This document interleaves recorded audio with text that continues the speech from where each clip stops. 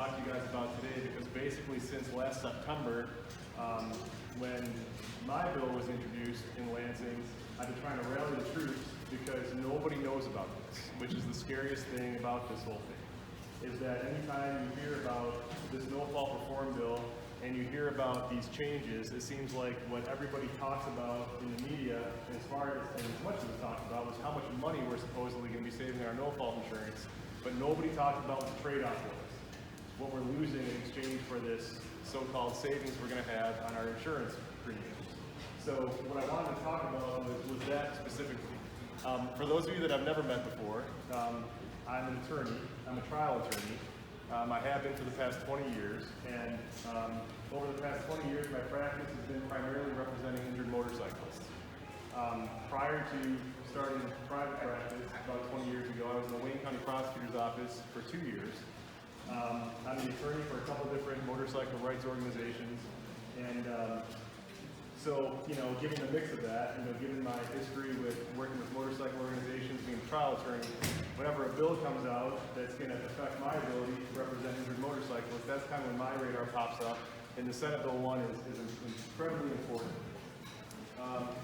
So, basically, what we're talking about, there's a lot of myths and misconceptions about no-fault law and what no-fault is and what it isn't. But essentially what it is it's an insurance system that we have that applies to motor vehicle accidents. In Michigan, motorcyclists are not considered motor vehicles. So in order for motorcyclists to take advantage of no-fault benefits, there's got to be a motor vehicle involved in the accident. When there is a motor vehicle involved in the accident, it triggers a whole lot of benefits to a motorcyclist that they otherwise wouldn't have. What we're talking about is,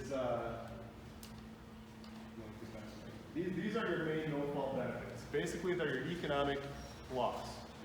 So if you're ever involved in a motorcycle accident, no-fault benefits include your wage loss benefits, includes your replacement services, household chores, which are things like if you are in a position where you can't do your household chores for a while, you're unable to do them because of your injury, and your spouse, a friend, a family member has to do those for you. They're entitled to be reimbursed for the time that they spend doing those for you, and your medical expenses. Those are your three main categories of no-fault benefits. Yeah. When you're involved in an accident, But just to be clear, sure. if I run off the road and only just a single vehicle accident, none of that applies to me. Correct, because motorcyclists are not equal under no-fault law. Motorcyclists are not motor vehicles. So in order for there to be these benefits that we're talking about, there's got to be a motor vehicle involved in your accident. Because motor vehicle accidents are what trigger this whole thing we're talking about today. Yep. What is it if it's two motorcycles that are involved in an accident together and hit each other? So if it's two motorcycles, then there's no-fault benefits because there's neither motorcycle is a motor vehicle. So there's got to be a motor vehicle involved. Yep. What about a no-contact vehicle at fault? Great question. I think you're going to talk about that in about 2 slides. So when you're involved in an accident, okay, the question then becomes who pays the motorcyclist no-fault benefits? So like I said, there's got to be a motor vehicle involved. So the no-fault benefits are always off of an auto policy, off of a motor vehicle insurance policy. So it's always, your first line of priority is always going to be the insurer of the owner or the insurer of the operator of the motor vehicle involved. So in a motorcycle accident, it's always the other guy's insurance company that's going to pay your no-fault benefits. If you were in a car, it's your own insurance company. But if it's a motorcycle, since we're not motor vehicles, it's always the other guy's insurance company that pays your no-fault benefits.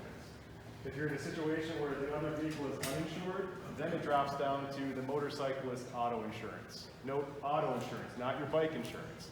It always goes off the auto policy. So if the other guy's not insured, then the motorcyclist can claim it off of their own auto policy. If the motorcyclist has no auto insurance, then it goes to, if the motorcyclist has a spouse or a resident relative that has auto insurance, it goes to them. And then if nobody has insurance, then your insurance company will be assigned by the Michigan Assigned Claims Facility. Essentially what they do is one of the perks of doing business, so to speak, in Michigan for these insurance companies is they all have to register with the Michigan Assigned Claims Fund. And if they're in a situation where nobody has insurance on this priority scheme, then Lansing will draw a name out of a hat of all these insurance companies, and then whoever gets drawn has the, they just won the opportunity to pay your no-fault claim. So it's just a cost of doing business for insurance companies in Michigan. So the long and the short of it is, if you're ever involved with the motor vehicle, you always will get your no-fault benefits paid. The question just becomes, on what rung of the ladder do we find insurance applicable, and then that's the insurance company that pays your claim. To get your no-fault benefits, if you're the owner of the bike that you're operating at the time of the accident, you've got to have bike insurance on your bike. If you're an uninsured owner, then you get no-fault benefits. If you're a passenger or you're operating somebody else's bike, insurance doesn't matter. You're going to be entitled to no-fault benefits. We talked about the accident has to arise out of an auto accident. There's got to be a car, a truck, a bus involved. The key word being involved. The reason I say involved is because some insurance companies, when you go to make your claim for benefits, and this is to get to your question, sir, if you've got a situation where there's a motor vehicle involved, but there's no contact, it doesn't matter. The key word isn't contact, the key word is involvement. So if you've got a situation where there's a motor vehicle, like in the common situation that I encounter a lot of times, you guys probably encounter the same situation, or you know someone who has, is a situation where the motorcyclist is going down the road and somebody makes the left turn in front of you at the intersection, right? A lot of times in those cases, the motorcyclist may lay the bike down, they may do something to try to avoid the accident and get hurt. And a lot of times in those types of situations, there may not be contact. There may not be contact between the vehicle and the motorcycle. Doesn't matter. As long as the vehicle is involved in the accident, that's what triggers your right to no-fault benefits. So there doesn't need to be contact. Yep. Just go back 2 screens. Yeah. Number 6, where you talk about I forget exactly how it was worded, motorcycle assigned claims or something. Yep. Number 6, is that the same as MCCA? No. So, Yeah. Number 6. all right. So no, the MCCA is different. Assigned claims is just a mechanism to assign an insurance company to take care of your benefits, take care of your no-fault claim. The MCCA is something, the MCCA is kind of like an insurance company for the insurance companies. What the MCCA is if the insurance company on your no-fault claim pays over a certain dollar value. So right now, they change it every 6 months. But right now, it's around $550,000. So if the no-fault insurance company pays over $550,000 on any given claim, they continue to have to pay that. They'll continue to have to pay beyond that cap, but they're entitled to get reimbursed from the MCCA fund. So the MCCA fund is basically this fund that we all pay into to reimburse our no-fault insurance company if they pay over that cap. So it's a little bit different than the MCCA, or the assigned claims. On point 5, it says resident relatives auto insurance. What Yes. does resident mean? Is that in the same household or within the state? So resident relative basically means anybody who you're related, any blood relative, whether it's a husband, a wife, a cousin, a grandparent, a son, a daughter that lives under your same roof. That's in the other. Under the same roof. Yep. Yep. Yeah. So, if I understand the 1, 2, 3, these are the orders of who we pay for the drivers. Correct. So this You're is. saying basically, if you have a motorcycle, you own an insurance for your car, the insurance for the car will cover you for something. Yeah. So if you're involved in a motorcycle accident, if the other vehicle, car, truck, bus, whatever you're involved with, if the owner of that vehicle, so under number 1, didn't have any insurance, and then the driver of the vehicle didn't have any insurance, then the motorcyclists look to their own auto insurance to pay their no-fault benefit. Right. Right. These benefits are paid irrespective of fault, so even if the motorcyclist is at fault in the accident, you don't need to worry about that. That's why it's called no fault. So you're entitled to get your economic loss paid whether you're at fault or not. So anybody involved in an accident can get their no-fault benefits paid, which is one of the biggest differences between us and other no-fault states other tort states where you would have to make a claim against the at-fault driver for everything. Your pain and suffering, wage loss, medical bills, household chores. That's one of the benefits of Michigan system is that's why we pay the insurance that we do, is because because anytime you're involved in an accident, fault or not, you're still entitled to get your no-fault benefits paid. What if you're charged with a crime during the accident? Doesn't matter. You still ain't entitled to your no-fault benefits paid. Yep, yep. We talked about this, I skipped ahead a little bit, but again, you don't need physical contact to get your no-fault benefits, and you don't need fault. So I'll give you a classic example of you know, a case that I had where it was a fight with the insurance company.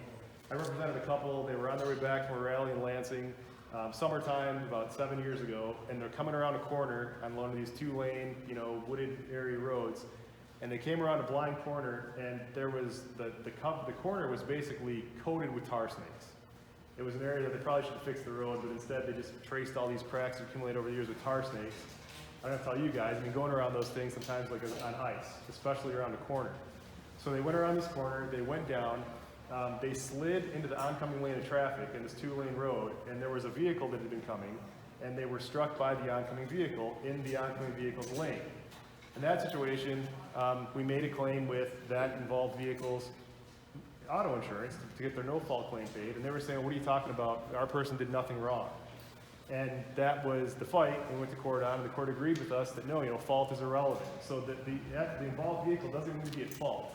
As long as there's a vehicle involved in your accident in some way, shape, or form, you get your no-fault benefits. So again, there doesn't need to be contact, there doesn't need to be fault on either side. So keep that in mind, because a lot of insurance companies will kind of use that as their first line of argument as to why not to pay a motorcyclist no-fault claim.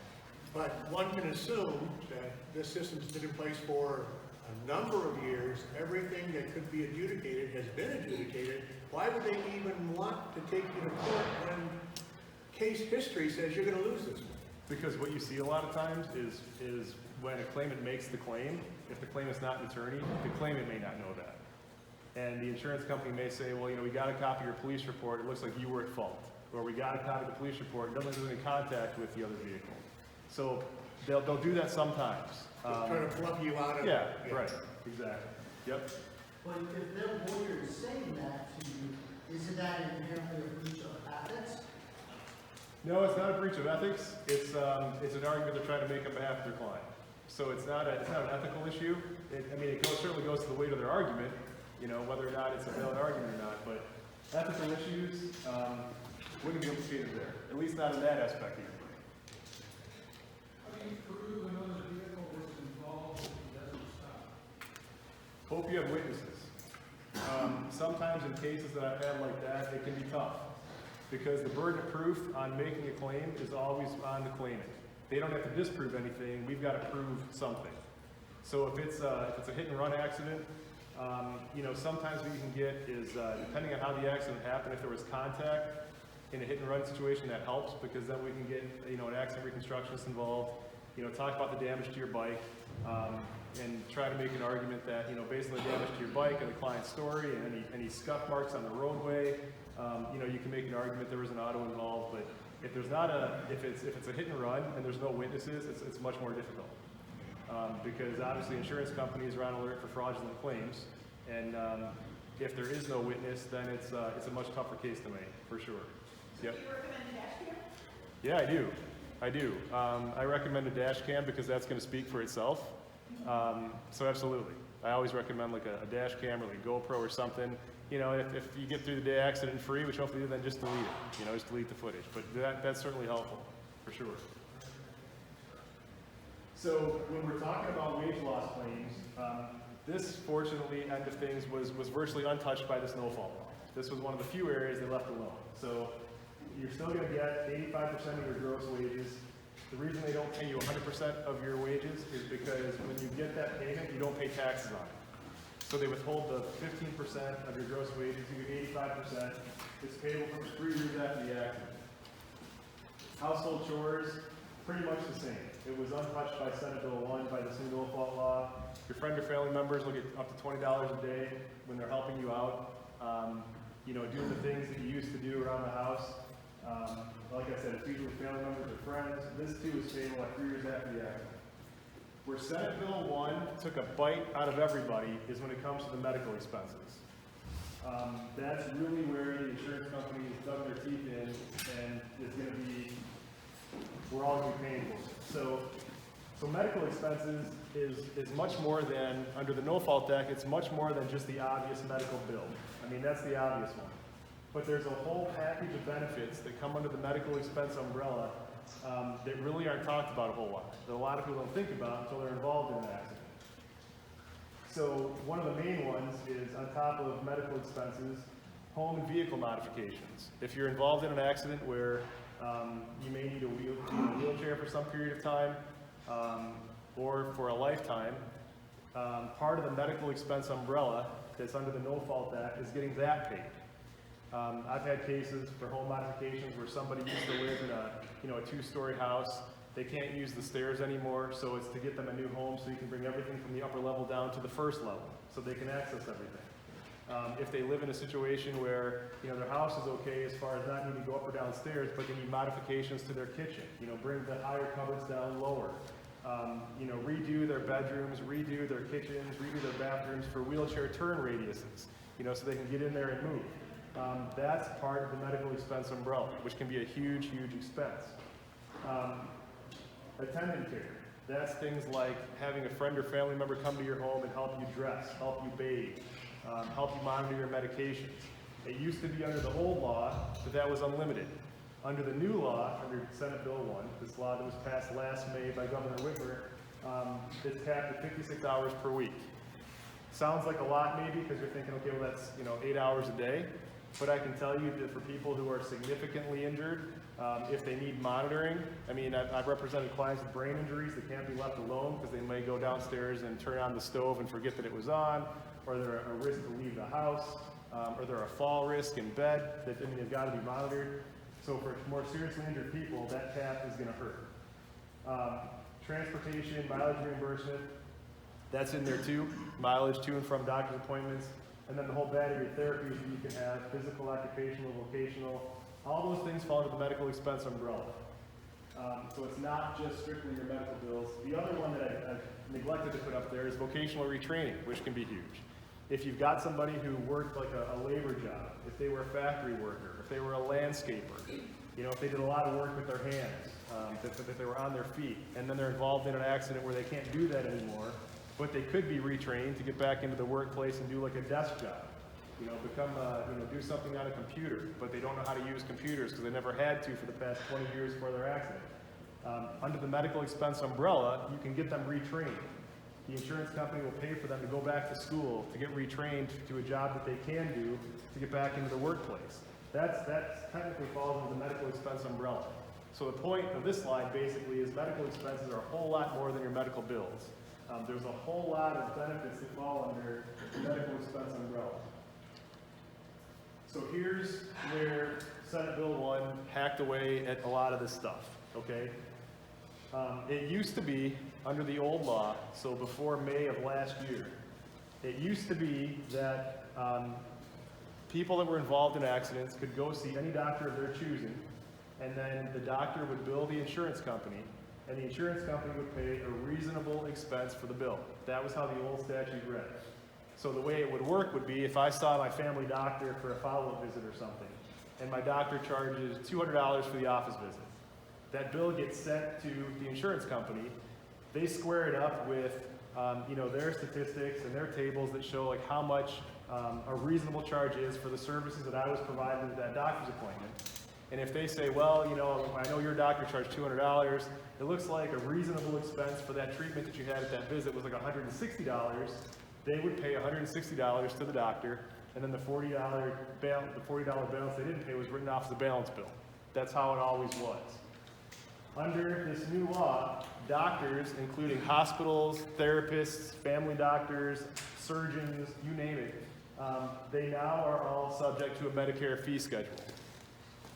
If anybody has Medicare, or anybody knows who does, you probably are experiencing or know somebody who's experiencing the difficulty of finding doctors that accept Medicare. And the reason a lot of doctors or medical providers don't accept Medicare is because Medicare pays a fraction of their bill. As an attorney who represents injured motorcyclists, the biggest concern that I have with this is it's going to limit the care that anybody has when it comes to a no-fault accident. If you've got a doctor who's in practice and he or she has a pretty good practice so that they can kind of be picky and choosy about who they want to see as a patient, I can tell you that I expect what you're going to see is you're going to see a lot of doctors that aren't going to want to treat no-fault patients because they know if they do, they're going to get paid a fraction of their bill. Under this Senate bill, under this new law, doctors don't have a choice anymore. They're on the Medicare fee schedule. Just as adamant as I am as a motorcyclist attorney that's been going to Lansing to fight some of this stuff, and the main thing that I'm going to talk about in a minute, there's doctors' organizations that are in Lansing fighting this part of the bill because they don't want to receive a fraction of what they ordinarily would receive for treating people. If it's a service that a doctor provides that's not covered by Medicare, to kind of drive home the point, under this bill, if the service isn't covered by Medicare, then the max reimbursement that an auto insurer is going to be required to pay is 55% of the provider's charge for that same service as of January 1 of last year. So if the service is not covered by Medicare, doctors are going to have to accept basically half their bill. So there's a lot of doctors that are upset about this. And obviously I'm upset about this particular portion, not because I necessarily care about how much a doctor makes, but my concern is if we have doctors that aren't going to want to treat no-fault patients, it's going to limit the choice of care that any of us are going to have if we're involved in an auto or a motorcycle accident. So this is a huge, huge deal under Senate Bill 1. To give you guys an example of how this was passed, Senate Bill 1 was like the latest incarnation of no-fault reform that the insurance industries have been trying to push for at least the past 7 or 8 years. And when they've tried to do this the right way over those 7 or 8 years, and by right way I mean submit the bill. Usually when a bill is submitted for hearing, an insurance committee hears the bill. They take public hearing on it. It gives us time, meaning me and other people that don't necessarily like what's in the bill, time to get to the legislators, attend the insurance hearings, talk about why we're opposed to this bill. If it passes out of the legislative insurance committee, then it goes to a vote of the Senate. If it passes that, it goes to a vote of the House. If it passes that, then it goes to the governor's desk for signature. Generally speaking, from the time a bill is introduced to the time it gets to a governor's desk, usually, if it's on a fast track, they're usually looking at like at least 6 to 8 months. When Governor Whitmer was elected, not only was she elected, but about half the legislators in Lansing were term limited out, or different legislators were elected. So you had about half the legislature was new legislators. Plus we had a new governor. Plus we had a citizenship of Michigan that was complaining about how high we paid for auto insurance and weren't happy with it. So to give credit to the insurance industry, they jumped on this perfect storm of an opportunity to take advantage of new legislators, allow a new governor to make a big splash, to get something done that apparently couldn't get done by other legislators or governors before, save everybody a bunch of money allegedly on auto insurance. They took advantage of this perfect storm. From the time the bill was introduced to the time the bill was signed by the governor, it was 48 hours. So there was no time for the doctors' organizations. There was no time for folks like me that represent motorcyclists. There was no time for folks that are care providers that provide in-home care for patients. There was no time for anybody to get in any new legislators' ears to educate them about the other side of this story. And this 80-page bill was literally signed at 3 o'clock in the morning.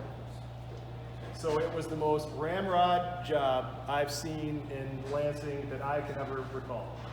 So this bill was literally passed in the middle of the night, about 48 hours after it was initially introduced, and now we're in a position where we've got to go back and instead of educating legislators on why this bill is not good to pass, we have to go back and educate these legislators on this law that they did pass and why they shouldn't have passed it, and now what they need to do to fix it.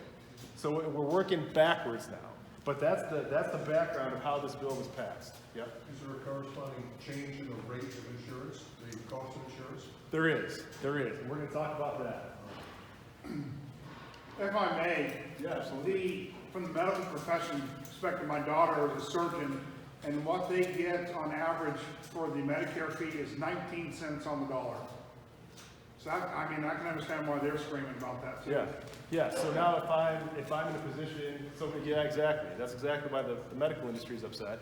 The reason I'm upset now is because now if I want to look for a good quality surgeon, because I need a surgeon who's got a significant injury in my accident, how many doctors am I going to find that are going to be willing to accept 19 cents on the dollar? If they've got a good established practice already, they can just brush me aside and say, I'm sorry, we don't accept no-fault patients. And now I'm stuck with trying to find a doctor that will accept that. So yeah, I appreciate that. Yep. For individuals that have supplemental insurance other than, in addition to Medicaid Yeah. or Medicare, their doctor could bill that for the balance unpaid, yes or no? So usually Medicare is a payer of last resort. So if you've got health insurance, like Blue Cross or something along those lines, then yeah, you'll bill Blue Cross first. Right, first. Second. Yep, yep. March 1st, I went to Medicare. On March 4th, I went to my State Farm Insurance Company to pay my car insurance and my bike insurance. Through the conversation, I said, I'm on Medicare now. And I said, before Blue Cross paid my motor-related injuries and my bike-related injuries. And she said, well, since you told me this, we're going to have to add to each car I own the medical coverage to the years. And we're going to add medical coverage to the motorcycle, which is only $50,000. So then you called Medicare and said, you cover all related injuries and their bikes, and they said, you're not your first choice. You have to have, your bike insurance has to have coverage, and then if it's more than $50,000. I said, well, it's not in any of your books. And she said, well, I've been sitting in this chair for 12 years, you're the first person who ever said, hey, you're not covered under your Medicare unless you have something else. Which was, okay, so my State Farm agent said, as of right now, as of before, if you got injured on your bike, you're not covered, you have to pay the bill. So I had to bought the policy for $175 a year for $50,000. And you don't get the leave, PIT and all the other stuff. I don't know how that plays in all that. You're talking about insurance you pay on your motorcycle policy, right? Right.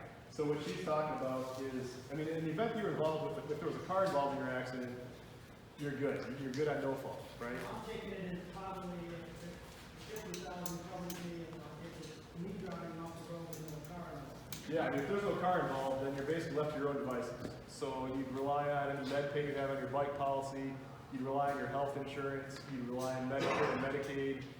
And the way that the priority usually in that is Medicare being a federal and Medicaid being a state entity, they always pay last. So they're always going to require you to exhaust all your private resources first. So it was, yeah, usually it starts with your bike policy, if you got MedPay on there, and then it would go to health insurance, and then it would go to Medicare and Medicaid. Yep. So here is the other huge ramification of this new law. So for the first time in no-fault history, starting July 1 of this year, when any of us go in to renew our auto insurance, not your motorcycle insurance, your auto insurance, we're going to be given a choice to cap our medical benefits on our no-fault policies. So starting July 1 of 2020, these are the 5 choices that your insurance agent's going to give you. And this applies to anybody renewing a policy after July 1 or purchasing a completely new policy. If you've got Medicare, you can opt out of no-fault benefits for medical expenses completely. Meaning that then if you opted for choice number 1, you opted out, your auto insurance company would never, ever be responsible to take care of any medical bills because you opted out. If you have Medicaid, which is the state equivalent of governmental provided health insurance, if you have Medicaid, you can opt to cap it at $50,000, or you can choose flat cap to $250,000, $500,000, or you can opt to keep it unlimited, as it is now and forever has been. As an attorney representing injured folks, I think I'd be committing malpractice if I told anybody in this room to opt for anything other than number 5, to keep it unlimited. Because what that means is if you're involved in an accident and your expenses exceed the cap, and you cap yourself at that, at some cap lower than what you incur, you're on your own hook. You're on your own hook for everything else. The reason I broke down that medical expense chart for you is because while some of these numbers look big in a vacuum, I mean, $250,000 is a lot of money. $500,000 is a lot of money. But if you're involved in an accident, it's not a lot of money. Anybody who's ever been in an accident where you have a hospital stay, where you're in a hospital for one night, even if you're okay, if you're in a hospital for one night for observation, you're probably going to be walking out with at least $150,000 hospital bill. That's if you're okay. If you need treatment in the hospital, the anesthesiologist is going to charge you, the surgeon may charge you, a therapist may charge you. I mean, if you're involved in an accident where the hospital stay is more than one day, you're easily going to be over $250, I can tell you. And if you need any follow-up care, so if you aren't okay, if you need any therapy, if you need a surgery, if you need any type of therapies, you're going to fly past number 4 really, really quickly. and then you're on your own hook. Motorcycle accidents, all things being equal, compared to auto accidents, usually the motorcyclist is hurt, by and large, more significantly than somebody involved in a car accident. So I can tell you that keeping it unlimited, especially, I mean, even if we're just talking car accident, especially for a motorcyclist, you'd be crazy not to keep it unlimited. So you definitely want to choose unlimited. But here's the rub. Okay, this is the thing that nobody's talking about, and why I wanted to get out to as many motorcycle organizations as I can. This is the rub on the whole thing that I tell people when I go out, and talk to folks about this. If you're not pissed off as motorcyclists after I show you this next slide, please come see me afterwards, because it means I didn't explain this right. Okay? So here's the rub. Well, let me talk about the rub in a minute. So what they're going to tell you is this is the savings they're going to give you, right? What they're going to do, this was the whole push behind why they wanted to reform no fault, because they said that we all pay too much money on our policies. We want to save everybody money. Here is the alleged savings that you're going to get in exchange for everything we're talking about so far, right? So if you choose the 50% cap, they're going to save you 45%. 250, they're going to save you 35%. 500, they'll save you 20%. And they're going to be good guys, and even if you choose to keep it unlimited, they're still going to give you a 10% savings. Here's the fine print of the bill that they're not telling you. One, this alleged savings, if they're going to give you this, if they're going to offer you this savings, is only good until July 1 of 2028.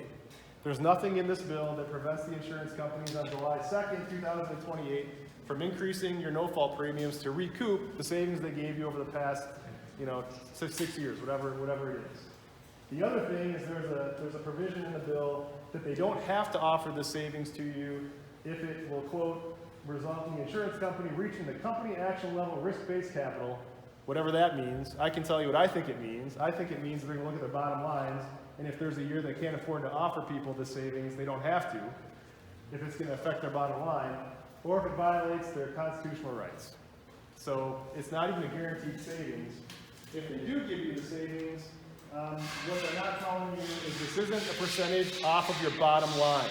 This isn't a 45% savings off of the bottom line premium you pay for your insurance. What it is it's a percentage savings off that single line item portion that you pay on your auto insurance for your no-fault benefits. Okay? So this was a breakdown that was done by a news station in Grand Rapids, breaking down an average progressive auto insurance policy. Showing when you pay your premium, where does the money go? Most of the money on a premium goes towards your collision coverage. 5%, according to this study, this analysis of progressive policies, on an average auto insurance policy, only 5% of your money goes to your no-fault benefits. So essentially, even if you opt for the biggest savings, you tell them you're going to cap it at $50,000 and they're going to give you a 45% savings, you're going to get a 45% savings of 5% of your policy. So this isn't 45% off your bottom line, this is 45% of 5%. So even if you call it 50%, you're going to be getting 2.5% savings on your no-fault bottom line in exchange for everything we're talking about that we're giving up. In exchange for giving up the quality of our health care, in exchange for capping benefits, you're saving about, in a best case scenario, you're saving 2.5% on your bottom line premium. That's one of the things they didn't tell a lot of legislators. That's one of the things that they're not really telling the public. All they're saying is we're going to save you money, we're going to save you money, we're going to save you money, choose these caps, and this is what your savings is going to be. Best case scenario, like I said, So 50% of 5%. The insurance company wrote the bill. Pardon me? In other words, the insurance company wrote the bill. Oh, completely. There's everything in this bill. Everything in this bill is a conglomeration of things that they've tried to get done over the past 7 or 8 years in no-fault reform that we were able to squash when we go to Lansing and talk about what the flip side of this stuff is. They're not telling you it was never voted through. This bill is a conglomeration of everything they've ever asked for in the past 7 or 8 years that they shoved into this bill and literally got passed in the middle of the night. So everybody in this room knows that we pay the highest insurance rates in the nation in Michigan. A result of that is that a significant portion of our driving population is uninsured. They simply can't afford it. So you're saying for a net benefit of perhaps 2.5%, we're going to give up all this. So what you're telling me is that we're getting like primo ripped off by the insurance company. Yeah, this is a bill where they're gonna be saving millions of dollars on the caps alone. But the Medicare caps alone. Well, when I say they're lying their asses off. What they're promising us is not what we're gonna get. Well, you are gonna get savings, right? They're just not telling you what the savings is. Yep. Yeah, but they fundamentally misrepresent the savings to the politicians, claiming that it was 45%, and therefore engaged in an act of fraud. I'll tell you what, I can't accuse them of that because nobody was in the meetings. The only people that were in the meetings were the insurance industry and the legislators. So I don't know what they told them, but I'd have to believe that because every legislator you talk to, the reason where I get that from is because every legislator you talk to, we bring this issue up to them. Oh, but aren't we saving a ton of money on our insurance now? Well, who'd they hear that from? I mean, obviously that's what they were told, and it's trying to educate the legislators on what's going on. You said like 2%, I'm not sure I understand that. So like, if you have 2 cars and 3 motorcycles like it, and you're paying that Michigan assessment, you know, which is 100 plus, 150 or something. Yeah. You know, so I'd be saving $500 just by accepting my Medicare health coverage. That's a pretty good saving. So we're talking about the no-fault premium, right? Yeah, so are you So I'm saying talking we about- don't get a reduction in that, ME or whatever? Yeah, the MCCA, that doesn't change. That's the MCCA, that's the fund that we talked about that reimburses the insurance companies. Yeah. That doesn't change. I think that's what everybody was thinking, that would go away. No, that's not going anywhere. This savings we're talking about is You if have you to go pay look. that damn thing and Yeah. then get less. Right. So if you go look at your insurance, I mean, you can almost calculate this when you guys go home. If you go look at your insurance policy when you go home, there's line items, right? It tells you how much you're paying for collision, how much you're paying for, no-fault insurance, how much you're paying for liability coverage. Look for the one line item that says personal injury protection. That's your no-fault benefits. Whatever you're being charged for that line item, that's where the percentage saving comes off of. So if you're paying, whatever you're paying for that, you're gonna get, that's what they're reducing. They're not reducing your bottom line, end of the, what you pay total for all your coverages. It's a savings on your no-fault premium. So the savings amounts to not very much money. Here's the part where you guys gotta be, if you're not, then I'm doing a bad job, I didn't explain this right. This is where, over the years, as I've been representing motorcyclists and fighting, these bills in Lansing, like I said, it's never good for anybody, but there's always extra venom in there towards motorcyclists. So if they're gonna, screw the public, this hard, they're gonna do it times 3 or 4 to motorcyclists for whatever reason. Okay, the insurance industry is not a fan of motorcyclists. Here's the part that we're trying to fix. This is the part that's most relevant to us. So like I showed you before on that priority scale, right? It's always the insurance company of the owner or the operator of the motor vehicle that pays the motorcyclist no-fault benefits. Under Senate Bill 1, motorcyclists, starting July 1 of this year, when these new choices take effect, motorcyclists no longer get a choice in their no-fault benefits.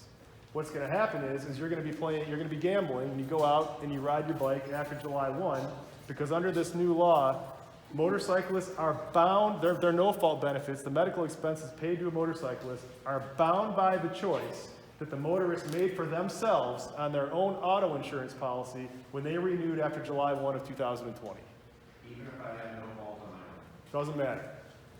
So on July 2nd of 2020, if I'm out riding and I'm hit and I've got bad injuries and I've got, in my example, if I've got $200,000 in medical bills, so I wasn't hurt that bad, okay?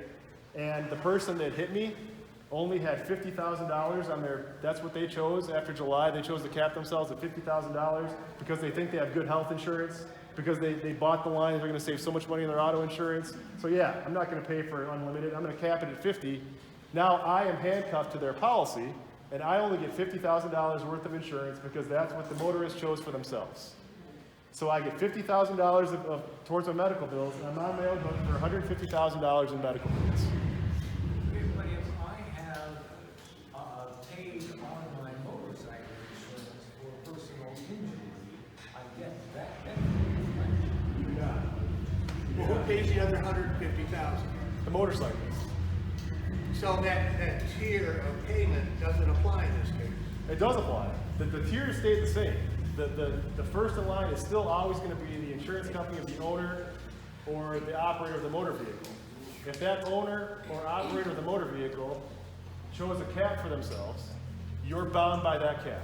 End of story. But would Medicare or your gap policy or whatever kick in and pick up some of that 150 as well? They would have to. You would have to. If you've got somebody that doesn't have, let's say you're that scenario. Let's say you're that example, right? So the insurance company is going to pay $50,000. Then they're going to wash their hands, say, "Good luck with your recovery. We're done." Right? Depending on the motorcyclist's individual situation, if they have no health insurance, they're probably going to have to file bankruptcy. If they have health insurance, health insurance is going to pay whatever they pay for. The motorcyclist is going to be stuck with anything the health insurance doesn't pay for. They're going to be stuck with co-pays and deductibles. They're going to be stuck with limits on what they treat. They're going to be stuck with their network treatment. So if you have a situation where, like mine, I know my health insurance, I think they pay for 20 physical therapy visits per year. If I'm in a situation where I need months and months of therapy, I'm on my own hook for anything over 20 therapy visits per year. If I treat, and it's something that if I go to see a doctor out of my network, my health insurance says, sorry, that's not a network doctor, I'm on the hook for that bill. If it's Medicare and Medicaid, you're gonna have to pay any co-pays, deductibles. I can tell you, this is gonna bankrupt. If I'm looking at my own clients that I've had, this provision, if they're in that situation, that example, this is probably gonna bankrupt probably 60% of my clients. Because unless you're independently wealthy, you're going to be footing your bill for anything over and above this cap. Yep. So that's the MCCA. No, so catastrophic claims, that's the MCCA. So I'll give you another example of why this is so ridiculous for motorcyclists. So the MCCA kicks in if the insurance company pays over $550,000 for your particular claim. Under this new bill, a motorcyclist being handcuffed, chained to the policy decision that the person that hit you made, if that person capped their benefits at any of the caps, whether it's 50, 250, or 500, then under that scenario, even at 500, if your medical bills exceed that, there's absolutely no way that the catastrophic claims fund would ever be implicated, because under no way would the insurance company ever pay over $500,000 for your bills. Yet under this bill, motorcyclists still pay the MCCA fund. So we're going to be paying for a fund that the only way after July 1 we ever, in any imaginable situation, would ever be able to access would be a situation where the person that hit us chose unlimited and our medical benefits exceed that cap. So out of the 5 different caps you can have, if they chose 4 of the 5 of those, MCCA under no plausible situation would ever be implicated, but motorcyclists still going to be paying religiously into the MCCA fund. Yeah. So in an automobile, under the new law, the personal injury protection is paid for by the driver of the vehicle. And so the motorcyclist is not a motor vehicle, so they're, as you said, they're linked to the automobile's policy. Correct. So motorcyclists are bound by the choice that the motorists made for themselves. Motorcyclists get no choice in this matter. So even if the motorcyclist has paid for an unlimited PIP plan on their policy, they don't get to take advantage of it? Correct. Not if the other guy had insurance. Because this is basically the textbook definition of class action. This is why I'm trying. Nobody knows about this. This is. Yeah. This is a class that is completely, because the whole point of no policy is it's all fraud. I'll tell you what. And if we can't get what we're paying for, then we have a class. I've already committed to the different groups that I represent that if nothing gets changed, I have no problem after July 1st taking the first client that I have that gets screwed by this and filing a lawsuit kind of along the lines you're talking about to challenge the constitutionality of this law, because it's the most discriminatory piece of legislation. And here's the thing. No different than when Hitler made it legal to kill Jews.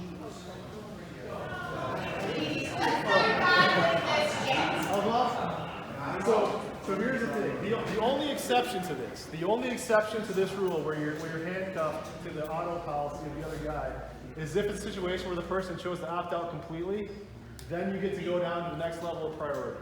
Okay, but once you reach an insurance policy or an insurance situation where the person picked one of those caps, you're bound by it.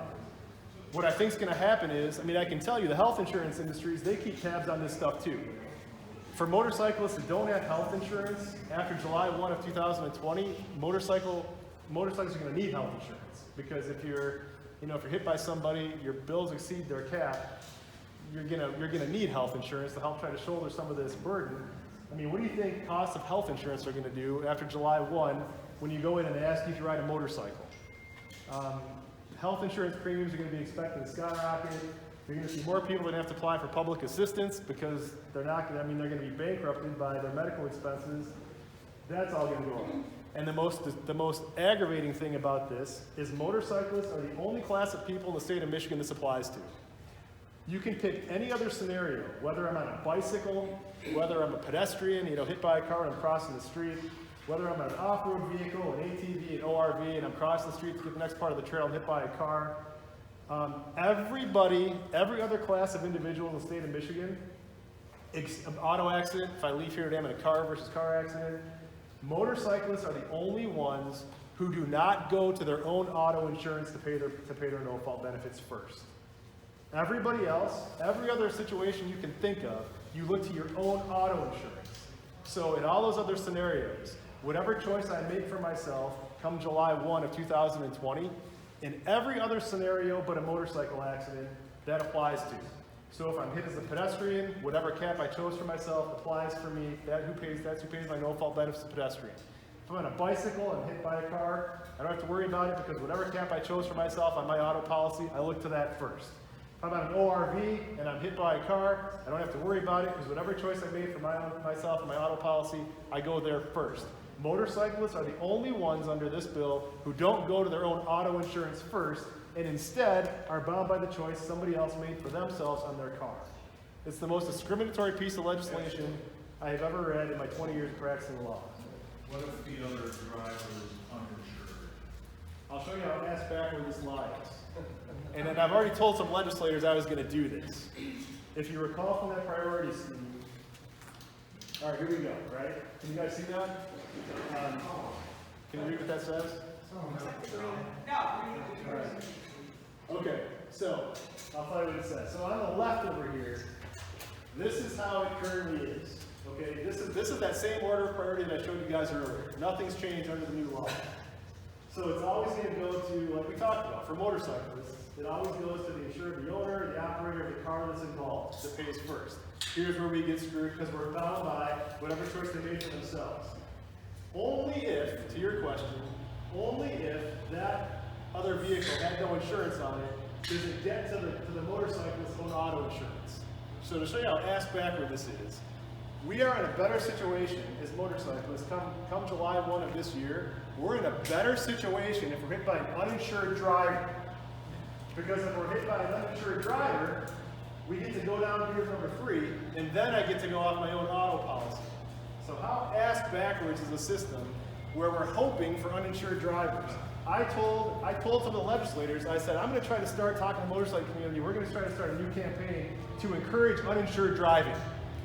Because if we're hit by an uninsured driver, then we get our choice on our no-fault benefits. And of course, the legislators didn't really like that. But that's the only scenario where we get our choice under this new law. Okay? Doesn't that mean that you have to be hit by somebody who doesn't have insurance and a different owner of the vehicle? They also don't have insurance? Correct. Okay. Correct. They won't have to be uninsured. What happens if a person doesn't have an auto? Pardon me? What will happen in that if a person doesn't have an auto? Doesn't have a what? If you don't have an automobile, let's just say. If the motorcyclist doesn't? Yeah, let's just say. Yeah, so then if it doesn't, then if the auto that hit you has no insurance, the motorcyclist has no auto insurance, then again, it goes to the driver's spouse, their policy runs auto insured, and even in that scenario, again, you're going to be bound by that cap. So if your spouse, hopefully you guys are making the same choices. So, you're probably in good shape.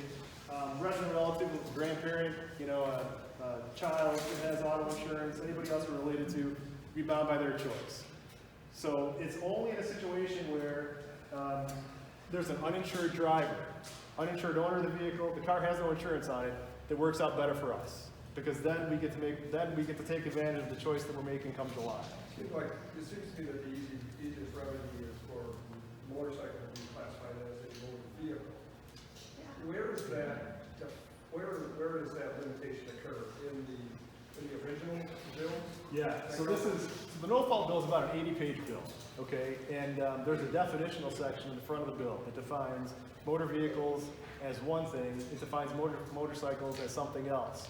So if that were to happen, okay, if the definitional situation were to change and motorcycles were considered motor vehicles, then yeah, then we're motor vehicles. And that's been one of the complaints of myself and a lot of other folks that try to advocate for motorcyclists is we've never been treated equally.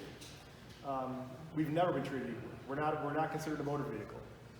So that's been one of the arguments, and the insurance company has been fairly resistant to doing that because if we were categorized as a motor vehicle, some of the other benefits that we would get that we don't get now are things like we then would get our no-fault benefits if there was no motor vehicle involved, because now we are a motor vehicle. So if we were a motor vehicle and it was a situation where you hit a bad patch of road and went down, as it stands right now, we don't get no fault because there was no motor vehicle involved. If we were a motor vehicle, we are a motor vehicle. So then we'd get our no fault benefits if there was a single motorcycle accident. Insurance companies don't want to pay for that. So they never wanted us to be a motor vehicle. One of the other advantages that we would have that we don't get right now because we're not a motor vehicle is when we're involved in an accident. If you're in a car accident, have you guys heard of mini-tort, where you can make a claim to get part of your damage to your car paid that's not covered? Motorcyclists don't get that. So if we were a motor vehicle, we would have mini-tort for bikes, and insurance companies are hesitant to pay for that. So that's why they're resistant to putting us in the same category as a motor vehicle. Then it should be not even license validation because we're not a motor vehicle. It's ridiculous, right? Yeah, it's like completely bizarre. I know. Yep. With motor operators own, that's going to your car policy, right? You're talking about number 3 on the list, right? Yeah. Yeah, it goes to your car policy. When does it actually go to the motorcycle policy? Especially if say you cancel the insurance on your car, it goes to about exclusively or put the car in storage. It never does it ever go to the motorcyclist policy because no-fault benefits are a product. There's got to be a car involved, so it's always an auto policy that pays for it. The only time motorcycle med pay ever pays would be a situation where there was no motor vehicle involved. Then your medical, if you have med pay on your bike, then they'll pay. But under the no-fault system, it's always an auto insurer that pays because there's got to be a car involved in your accident. Yep. The motorcycle policy is written that their medical benefits are primary and not any additional benefits. Medical benefits you have to themselves, correct? Correct. So, yeah. Right. Exactly. In a sense, when we pay for motorcycle insurance, we're paying for the bike to be fixed and the note to be paid off if it's stolen, but pretty much anything else, we're not paying for it. Yeah, I mean, that depends on your policy, right? So that's a good point. So if you've got, if there's no car involved, right? So you're left to your own devices. You have to look to your motorcycle policy first. Sometimes they have coordination provisions in there where they'll say we only pay med pay if and only if your health insurance doesn't pay, something like that. So yeah, it'll be policy specific. And in the terms of your policy, your motorcycle policy will dictate what your coverages are. But I guess the main point being, under this new law, if your medical expenses exceed the cap, that's the situation you'll be left with, is you're left to your own devices, whether it's whatever your motorcycle policy says, whatever your health insurance policy says, Medicare, Medicaid. If you're unfortunate enough that you don't have any health insurance, now you're really in a tough spot because, you're footing your own bill. And that was part of the reason why I brought up the cost of some of this stuff earlier. I'll give you an example with somebody that, to kind of compare what we're talking about. I represented a gentleman recently who was involved in a motorcycle versus motor vehicle accident. He broke his leg, he fractured his orbital bone, and he broke his foot. His hospital stay alone was $300,000. He was discharged from there to an inpatient rehab facility for 2 months. The bill there was around $100,000. He needed another surgery after he got out, and then needed therapy after that. Within the first 7 months of the accident, his medical expenses were around $750,000 for those injuries.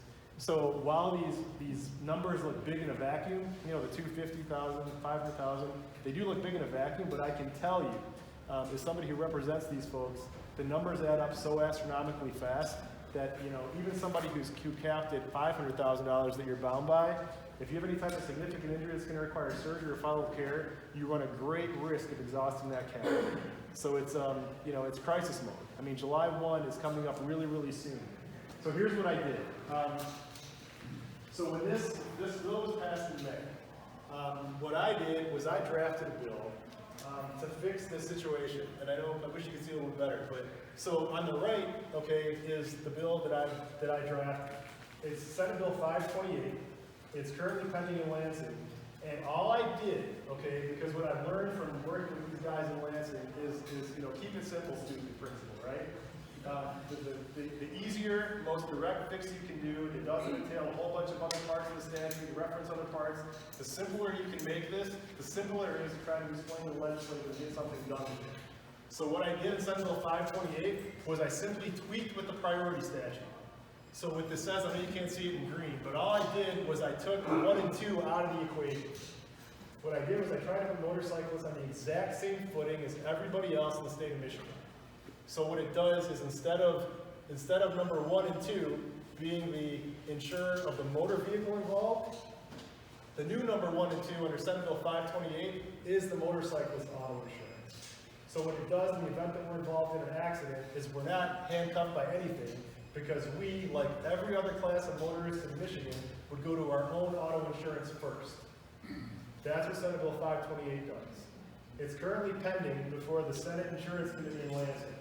And so what we're trying to do is we're trying to push to get Senate Bill 528 passed. If 528 can get passed before July 1 of this year, so just in a few months, if that can get passed before July 1, then no motorcyclist will ever potentially be screwed by this. No motorcyclist will ever be in an accident where they're bound by somebody else's choice. So the push is to try to get this passed as soon as we can. To that end, if you're interested, what I've done is I've left some sample letters on the table that basically explain the situation that you guys can put your names on and shoot off to your legislators. And you can look up, there's a website called MichiganLegislature.com, and you can look up and see who your legislator is for your district, and then you can make a phone call, send a letter to your legislator to try to get it taken care of. Because I can tell you, you guys, you can believe me or not, but I can tell you that just by what we talked about today, you guys, in my experience of trying to educate these legislators, you guys know more about the situation than probably 80% of the legislators that I've talked to. And the sad part is, this bill has already been passed. This is a law. So we're educating them on something that they did, that they, when you go back and talk to them, almost to a man or a woman, they're not aware that this was a provision of the bill. They're not aware of it. All they know is they were told that they could save a lot of people, on their auto insurance. They thought this would give people choice, and they were not aware of a lot of these minute details of what this was. I can tell you that the language that does this to us, that handcuffs us to the bill, is 7 words. 7 words out of an 80-page bill. So if the legislators didn't know that was in there, I believe them. Because it was passed so fast that unless you read the bill, 3 or 4 times and really knew what you were looking for, they probably didn't realize that was in there. But almost every legislator we talk to now wasn't aware that it was in there. And even if they don't ride, they usually know somebody who does, and they're concerned. So the big concern is we're in crisis mode. I mean, we've been fighting this. Nobody knows about this, you guys. And we've been fighting this since September, trying to get this through to educate legislators. It's not a quick thing. So, July 1's going to come. Hopefully we can get it done. But if we can't, it's not to say the fight's not going to continue, but just be aware that come July 1, it's going to be a dicey proposition if you're involved in a motorcycle accident. If this doesn't pass after July 1, are there any kind of workarounds that we can buy into, any products that we should buy as riders? I would be scales in our favor somewhat? Yeah, what I would do is I would encourage anybody, to the extent that you can afford to purchase as much MedPay on your motorcycle insurance as you can. The problem is a lot of motors, I don't know how many of you try to purchase MedPay or have MedPay on your bikes, but a lot of times insurance companies don't offer a whole lot of it because they understand too that motorcycle accidents are usually pretty costly medical-wise, so they usually don't want to extend a whole lot of coverage for it. And to the extent that they do extend, it's usually pretty pricey. MedPay on bike policies, you guys probably know, it's pretty expensive to get. But, if we're talking about how to shield ourselves or best protect ourselves, I'd encourage you to make sure that you get as much as you can afford to get. The other recommendation I would recommend to you is if you have health insurance, call your health insurer, double check your policies, make sure they cover motorcycle accidents. There are some health insurers, some smaller health insurers that we've been coming across that have riders in their policies. That, all health insurers have exclusionary provisions, right? Where they'll say, under these circumstances, you don't get coverage. And one of the circumstances that's common in a lot of policies is have like a inherently dangerous activity exclusion. So it'll exclude things like, if you're injured in bullfighting, skydiving, drag racing, demolition derby activity. There are some insurance companies that have put motorcycling in that list.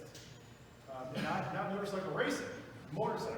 So you want to make sure that your health insurance make sure it covers motorcycle accidents. Because health insurance is going to be a premium after July 1. And just make sure what your health insurance covers. You may want to, if you don't have very good health insurance coverage, you may want to check around to get a better plan. That's more inclusive on providers they cover or things that they cover, because you may really need to be using it after July 1 more than you ever thought you would have to. So you said we should maybe maximize medical insurance on a motorcycle policy. When does the motorcycle policy ever come into effect? If it's an accident with a car. So it's accident with a car, initially it doesn't. But because forever, we've always had limited medical benefits. Motorcyclists have always had limited medical benefits, as in everybody else in an accident. What's screwing things are these caps. But where your bike policy is going to come in now is once you've exhausted your no-fault, your no-fault cap, then your no-fault coverage is over. And it's going to be treated the same legally as if there was no no-fault coverage. I mean, you're done. You've exhausted your cap. So at that point, when you're left to your own devices, men pay on a bike policy, and again, to your point, make sure your policy, the policy language covers it, but you're going to have to use things like your bike policy, your disability policy, health insurance, Medicare, Medicaid, that's when all those things are going to have to kick in for you. So what would the priority be after the cap is exceeded? Does it then go to your own? There's no cap. I mean, there's no priority. I mean, once no fault is done, it's treated the same as if there was no fault. You're going to have to, and as far as who pays first between your motorcycle insurance, your health insurance, that's all depends on your motorcycle insurance policy, your health insurance policy, whatever your contract says. Usually there's coordination of benefits provisions in there that address those situations. Who pays first in a situation where, you've got a health insurer, a bike insurer, Medicare, Medicaid, things like that. It's actually out of state. Out of state? So out of state it follows you. Meaning your no-fault coverage follows you. But the rules are still going to be the same. So the way that it's going to be is if you're involved in an out-of-state accident, again, the priority list on the left stays the same. It's still going to be the insurer of the motor vehicle that you were involved with that pays first. The only exception to that is if it's an out-of-state policy and that insurance company doesn't do business in Michigan, then it's treated the same as if that person had no insurance, and you get to bump down the list. But if that person had insurance, then you got to go the policy. Yep.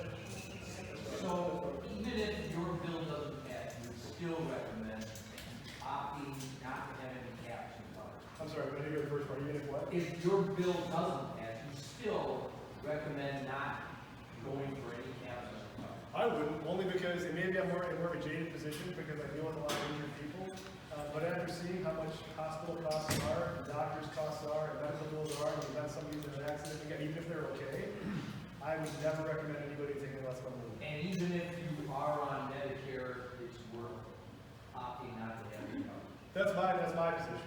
I mean, if you're comfortable enough that you've got health insurance that's going to carry you, and you're comfortable with the possibility of paying co-pays, you're comfortable with the financial situation on deductibles, you're comfortable if you treat out a network, you're comfortable with the fact that you're not going to lose your health care someday.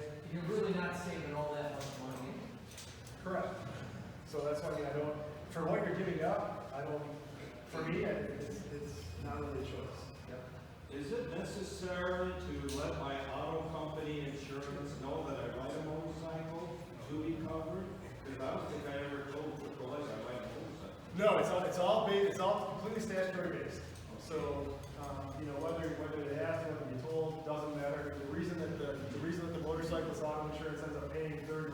because the statute says they have to. So it's not a question whether they want to or So not. they'll get a bill or a claim if I were in the auto accident with a motorcycle. Yeah, I'll be honest with you. I mean, there's a lot of uninsured drivers out there. There has been for years. So I mean, it's not uncommon. I'd say in my own practice, I'd say probably 30% of my no-fault cases are situations where they were hit by an uninsured driver. So about 30% of the cases that I handle on no-fault claims, I'm at number 3 anyway. You know, since the motorcyclists don't out and pay them. So this isn't a completely revolutionary thing, you know, that I'm doing by bumping them up to first, bumping the motorcyclists auto insurance up to first. But what I'm doing is basically that way the motorcyclist keeps the choice in those other 70% of cases where the other vehicle has insurance. I think that's on the same footing. I mean, it's such discriminatory piece of legislation. I mean, all I'm doing is basically just making sure that we go to our auto insurance first, just like every other class of people. You're talking about the cap, is this a lifetime cap or a cap per incident? It's a cap per incident. Per incident. So if you're involved in an accident today, and then next year you're involved in another accident, that cap will be one. All right, thank you. Yep. Is it possible to have like an umbrella policy on your homeowners and auto insurance combination to cover some of these medical events and all these other benefits to exhausted? So homeowners policy will usually never ever apply to a motor vehicle accident. Umbrella policies, I always recommend umbrella policies, but it's not going to help us here because the only way that your auto insurance would ever be applied under our current law would be if the other guy had no insurance. So, if the other guy has any insurance, we're stuck with it. Once it's done, I guess the best way to think of it is once you find an insurance company that exists in your priority statute, that dictates how much money you are ever going to get in your no-fault claim. So once there's an auto policy that applies, so if you find out that the owner has insurance, or you find out the operator of the motor vehicle has insurance, that literally dictates your no-fault claim. Once that's exhausted, there is no more no-fault claim from anybody's policy. And then you're going to be left to your own devices to take care of any additional medical expenses you have. So, purchasing uninsured motorist coverage on a motorcycle policy doesn't get me anything. So here's what uninsured does. That's a good question. So everything we've been talking about is all regarding no-fault benefits. So Michigan, we have like a split, when you're involved in an accident, a split claim. You've got, on the one hand, you've got your no-fault benefits. That's everything we've been talking about thus far, is all your no-fault claim. If the guy that hit you was at fault, then you also have a negligence claim. But in Michigan, your negligence claim for the driver being at fault hurting you is only as the pain and suffering damages. So it's basically things like, we're asking for some type, money go into your pocket to reimburse you for the effect on your lifestyle. What this bill did was, it did say that if you're in a situation where, on the no-fault side, if the motorcyclist is capped and they've got bills in excess of that, they've said now under this new law, you can roll that into your claim against the at-fault driver, your negligence claim. Here's where I look at that and just kind of like laugh to myself, knowing that that's really not going to help us out, is because on the negligence side, if you look at your auto policies, we all pay for policy limits on that, okay? And on the negligence side, most people carry like $100,000 worth of personal liability coverage. Under this new bill, they've required the minimum to be $250,000 in the negligence claim to carry on your personal liability policy, but they still get people that opt out to go to $50,000. What that means is if I'm involved in an accident, even if I'm hit by somebody that carried $250,000 worth of pain and suffering coverage, even if I can ball my excess wages or my excess no-fault claim into that, I submit to you that in that example I gave you, if I've got $200,000 in medical bills, my pain and suffering claim is probably worth a lot of money too. So even if they settle with me for $250,000, okay, so great. So now I have $200,000 I'm paying for medical bills. So I've got $50,000 for myself, and that's if they didn't choose the $50,000 cap. So to your point, what uninsured motorist coverage does is it basically covers you in the event the other guy had no insurance. I would recommend bulking up on uninsured motorist coverage absolutely positively. Because what that'll do is if you've got a situation where the other driver had no insurance, and you've got $1 million of uninsured coverage, then at least that way, if your medical bills exceed the cap, you at least have a little bit more room on the liability side to hopefully get that paid. But the problem is gonna be on those liability claims, what I think you're gonna see is basically people in that situation are gonna be suing to get the rest of their doctor's bills paid. And, you know, what was supposed to be reserved for pain and suffering is really just gonna be another mechanism, just to get, you know, more your medical expenses paid without you even getting anything with pain and suffering.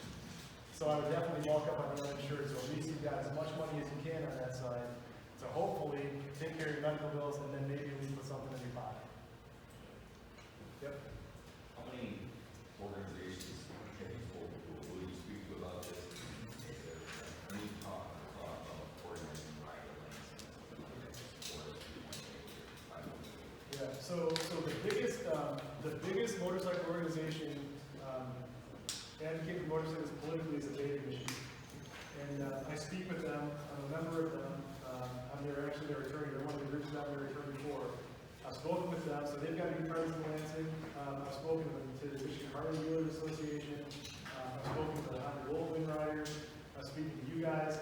Nobody has talked about an organized ride, although everybody I've talked to is just as pissed as anybody else. I mean, it affects everybody, regardless of kind of biking ride or whatever. But there is, the only event that's going on right now is if you want to pay the Michigan's website, they've got a ride going on in Lansing. It's usually the first week of June. I want to say it's June, it's a Wednesday in June. If you go to their website, I'm sure any support, you know, you can give anybody, you know, to come up and ride would be appreciated. Like I said, the scariest thing about this is nobody knows about this. Nobody knows about this. Now, have you used media like the news to bring it up? Yeah, so originally what we were doing is we were talking to the legislators. I know Abate has a press release in the works. Some of the problem with a lot of motorcycle organizations is just funding. You know, funding to be able to take out, you know, like a lot of that has. But I know Abate's doing press releases, talking about doing a release on the radio, and trying to get the word out as fast as we can. Problem solves or somebody like that, just now who's really Yeah. like it would, and then have a inspection on 5, 6, 11, 5. Yeah, absolutely. That's another thing the Abate's working on, is trying to talk about the local news media, so very interesting. But it's just, you know, it's just so crazy. You know, nobody knows about this. It's trying to get the word out is the biggest thing, because hopefully that'll put some pressure on the legislators to take this seriously and educate. And, I mean, it's kind of a boots on the ground effort, is what I'm finding. I mean, you know, I've probably gone to Lansing since September. I've gone to Lansing at least 12 or 13 times. You know, every time I try to get different legislators' offices and talk to them. But I can tell you this, and this much I can tell you as well. This isn't one of those things where, you know, it's one of those things where you say, you know, everybody counts. You know, well, this truly is a situation where truly everybody does count. I can tell you that some of the legislators that we've talked to, when we go in and talk to them, they'll bring that letter to our meeting and say, yeah, you know, I've got a couple letters from some of my constituents in my district. You know, this seems to be concerned. What's going on? And especially from a smaller district, I mean, let's face it. I mean, they want your votes come election time. And the nicest thing about this issue is it's a nonpartisan issue. As long as, say, the Democratic riders, you know, are going to be stuck by the other guy's policy, or only Republican riders are stuck by the other guy's policy. I mean, everybody is stuck by the other guy's policy. So if you bring it up, then it's not even that really a political issue. I mean, it's more of an issue of, you know, motorcyclists were really hurt by this, and we're not going to stand for it. And then when you let them know that, again, make it personal with them. A lot of legislators ride. If they don't, they know somebody who does. If you put it in terms of, hey, do you know anybody that rides? Well, yeah, my brother rides all the time. He puts all kinds of miles on his bike. Well, do you know your brother could be screwed, come to life, and with a bad accident, and could bankrupt him? What are you talking about? And that sometimes is your in, and you let them know that, and then they, you know, their ears open up a little bit more. You make it personal. Sort of corresponding House bill and your sponsors of legislation and other issues. So Senate Bill 528 is the bill on the Senate side. We do have a bill in the works right now. It's before Legislative Services. They're the ones who actually draft the bill that you're looking for on the House side. We're hoping that bill is going to be introduced within the next month or so. It's been in Legislative Services the past couple months. It's going to be worded exactly like Senate Bill 528. So we're trying to get it from both ends. You know, we're trying to introduce it on the Senate. We'll get the House bill introduced on the House side, and hopefully we'll kind of work their way towards the middle. You know, get approved from both sides of the legislature, and hopefully get it to the governor. Who are the sponsors and hearings? The sponsor of Senate Bill 528 is Pete Lucido. The sponsor of House Bill, whatever number they're gonna give to it, is Dara Rendon, who actually we're hoping that's gonna work out for us as well, because she's actually the chair of the insurance committee on the House side. Her name's Dara Rendon, she's the Dara. Pardon me? Dara, it's D-A-I-R-U, and her last name is Rendon, R-E-N-D-O-N. Yep. What happens in a hit and run? Again, if you can prove there was a motor vehicle involved, you get your no-fault benefits. If you can't, that's the fun. If you can't, then they're just gonna treat it as a single motorcycle accident, and there will be no no-fault. Okay, well, if, there's no cap at that point from their decision, so it would function as unlimited then? So what would it be? So if under this new, or under our priority, this new law, if it was a hit and run accident, if you can prove a motor vehicle was involved, that opens your door to no-fault benefits. Then the question becomes who pays for it. So if it was a hit and run, you wouldn't know who the owner was, you wouldn't know who the operator was. So in that situation, you probably get your choice, because it would go to motorcycles on insurance. But the problem there, again, is you got to prove it's a hit and run accident. So hopefully you have witness accident. Now, for a hit and run accident, as long as your UD10, your crash accident report says that, there was another vehicle took off, as long as it says that, that's a better situation for you. Yeah, it's a good start. I mean, sure, you're not, insurance companies sometimes are bound by that. I mean, they have their own questions as to whether or not there's a vehicle involved, and they do their own investigation on it. But if you've got a police report, that's a good step in the right direction. Yep. So, probably not the demographic, but I'm an NSF instructor, and you need like 2 points in our class. I'm going to get as much as you can, and then use the no helmet policy. So how does the no helmet policy affect? The no helmet law hasn't really affected any of this stuff. Because the only insurance ramification that no helmet has is if you want to ride without a helmet, you gotta have at least $20,000 for the medical and life. But it hasn't had any impact on your entitlement to no fault. So there's actually a court of appeals case that came down not too long after that helmet bill was revised. They basically reiterated that. The fact that a person didn't have a helmet on in that particular accident in that case has no bearing on whether they're entitled to no fault. So we did that. So that's kind of the long and the short. Yeah, I certainly can. I can email PDF to you guys.